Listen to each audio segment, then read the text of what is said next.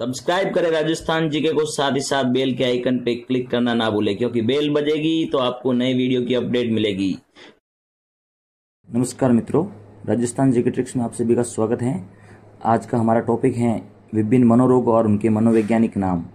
इस टॉपिक से संबंधित प्रत्येक एग्जाम में एक या दो प्रश्न तो आ ही जाते हैं। अब जो 26 तारीख को जो सेकंड ग्रेड का एग्जाम हुआ था उसमें भी इससे संबंधित एक प्रश्न आया था, और अगला जो 1 तारीख को होने वाला एग्जाम है उसमें भी शायद एक प्रश्न आ सकता है, इसलिए मैंने इस टॉपिक को लिया है आज। और दोस्तों, इतने दिन मैंने जो वीडियो अपलोड नहीं की इसके लिए क्षमा चाहता हूं, क्योंकि शादी की वजह से मैं बहुत बिजी था। तो दोस्तों, आज हम स्टार्ट करते हैं विभिन्न मनोरोग और उनके वैज्ञानिक नाम। ठीक है दोस्तों, सबसे पहले मनोरोगों की बात आती है तो उसमें 4D प्रसिद्ध हैं। जो मुख्य रोग हैं उनको हम 4D के नाम से जान सकते हैं। 4D यानी 4 ऐसे रोग हैं जो डी से प्रारंभ होते हैं, जैसे डिस्प्रेक्सिया, डिस्कैकुलिया, डिसलेक्सिया और डिस्ग्राफिया। ये 4 जो मुख्य हैं। और भी रोग हैं, और भी बताएंगे हम इस वीडियो में, लेकिन पहले हम इन चारों रोगों के बारे में पढ़ लें, क्योंकि ये मुख्य हैं, इनसे संबंधित ही प्रश्न ज्यादातर आते हैं। ठीक है दोस्तों, तो हम बात करते हैं सबसे पहले डिस्प्रेक्सिया की बात करते हैं। डिस्प्रेक्सिया जो रोग है, इस रोग में क्या होता है दोस्तों, जो बच्चा होता है वह बोलने में असमर्थ होता है। बोलता तो है लेकिन वो सामान्य बच्चा जैसे बातचीत करता है वो नहीं बोल सकता, यानी उसकी जो स्पीच होती है उसमें कुछ न कुछ गड़बड़ी होती है, वो शब्दों को स्पष्ट नहीं बोल सकता।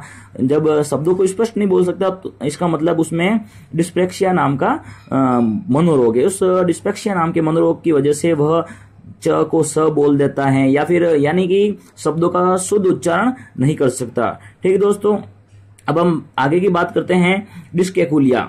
डिस्कैकुलिया जो रोग है वह गणित विषय से संबंधित है। जो गणित विषय में जो सवाल हल करने में जो कठिनाइयां सामने आती हैं, गणित विषय से संबंधित जो भी कठिनाइयां बच्चे के सामने आती हैं, यानी जो गणित विषय को देखकर बच्चा डरने लग जाता है, वो उसको हार्ड समझता है कि मेरे से तो ये सवाल हल नहीं होंगे, मैं गणित के सवाल नहीं कर सकता।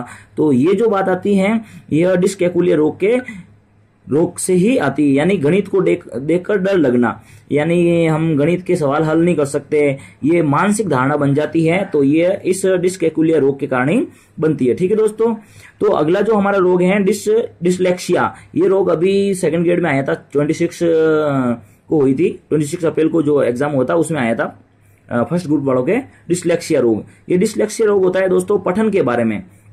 पठन यानी हम अगर किताब पढ़ रहे हैं तो उस पढ़ने में हमें जो दिक्कत हो रही है, किताब को पढ़ने में जो भी दिक्कत होती है, किताब की या कुछ भी चीज हो, कोई भी हो, अखबार हो वगैरह कुछ भी हो, उसको अगर पढ़ने में दिक्कत हो रही है, हम सही तरीके से नहीं पढ़ पा रहे हैं, तो वे इस डिसलेक्सिया रोग के कारण हम सही तरीके से नहीं पढ़ पाते हैं। ठीक है दोस्तों, तो इन दोनों में फर्क ध्यान रखना है। डिस्प्रेक्सिया तो बोलने से संबंधित है, ठीक है, हम शुद्ध नहीं बोल सकते, और डिसलेक्सिया हम पढ़ने में असमर्थ होते हैं इसमें।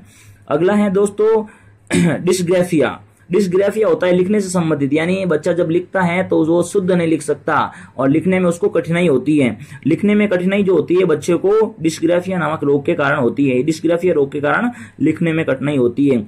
ये है हमारे 4D, यानी डिस्प्रेक्सिया, डिस्कैकुलिया, डिसलेक्सिया और डिस्ग्राफिया। इन 4D के बारे में भी आपसे सवाल आ सकता है कि 4D कौन कौन से रोग है, तो उसमें हम आपको याद रखना है डिस्प्रेक्सिया, डिस्कैकुलिया, डिसलेक्सिया और डिस्ग्राफिया। ठीक है दोस्तों, अगले हम रोगों की बात करें तो अगले रोगों में है दोस्तों न्यूरोसिस। पहला आएगा न्यूरोसिस। न्यूरोसिस क्या होता है दोस्तों, अगर आपकी गलत मानसिक दृष्टिकोण विकसित हो गया, किसी के प्रति आपका जो दृष्टिकोण है वह गलत विकसित हो गया है, तो उससे आपके मन के अंदर जो भावात्मक असंतुलन पैदा हो जाता है, उसको हम न्यूरोसिस कहते हैं। यानी कि किसी के प्रति कोई भी दृष्टिकोण बन गया, किसी दूसरे व्यक्ति या किसी वस्तु के प्रति हमारा जो दृष्टिकोण होता है वह अगर गलत बन गया है, यानी नेगेटिव दृष्टिकोण बन गया है, तो उससे हमारे शरीर के अंदर जो हमारी जो भावनाएं हैं उनमें असंतुलन पैदा हो जाएगा। जो भावात्मक असंतुलन होता है वह न्यूरोसिस के कारण होता है दोस्तों।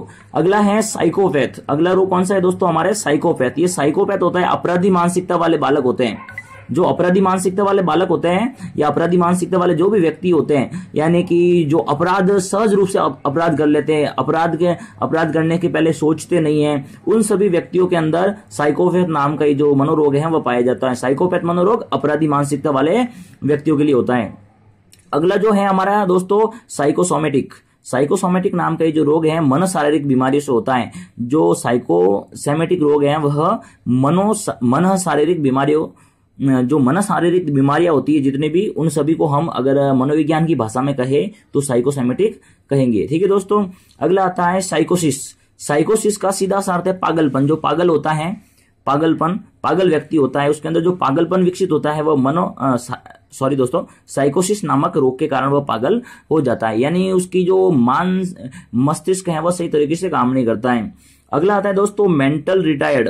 मेंटल रिटायर्ड की बात करें तो ये मेंटल रिटायर्ड कैसे होता है दोस्तों, या तो किसी बाहरी कारण से या फिर जन्मजात से उसके मस्तिष्क में उसका जो मानसिक विकास होता है वो बाधित हो जाता है, उसका मानसिक विकास पूरी तरह से नहीं होता है। तो वह किसी भी कारण से हो सकता है, जन्मजात भी हो सकता है। वो अगर उसका मानसिक विकास बाधित हो गया है तो उसका मतलब उसमें मेंटल रिटायर्ड नाम का मनोरोग है। तो दोस्तों ये जो मनोरोग हैं यही मुख्य रूप से मनोरोग है। इनमें से एक या दो सवाल तो प्रत्येक एग्जाम में आ ही जाते हैं। मैं आशा करता हूं कि इस वीडियो से संबंधित एक सवाल आपके अगले एग्जाम में जरूर आए और आप उसको आसानी से हल कर सकते हैं। आपको मेरे वीडियो पसंद आया तो प्लीज उसको लाइक करिए और अपने दोस्तों के साथ शेयर करिए ताकि उनको भी लाभ हो सके। धन्यवाद मित्रों।